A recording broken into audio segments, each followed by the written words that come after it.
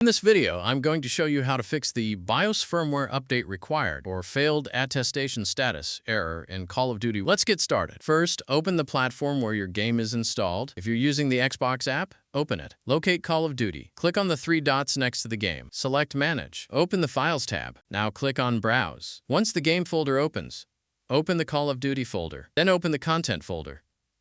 Inside this folder, locate CoD Broker Installer.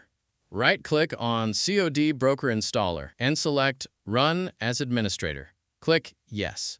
Once finished, launch the game and check if the error has been resolved. If the problem continues, return to the same folder location. Inside the Content folder, locate Enroll AIK. Right-click the file and select Run as Administrator. Click Yes. Once completed, launch Call of Duty Warzone again. After running both files, restart your computer if necessary. Now launch Call of Duty Warzone and check if the BIOS Firmware Update Required or Failed Attestation Status error is gone.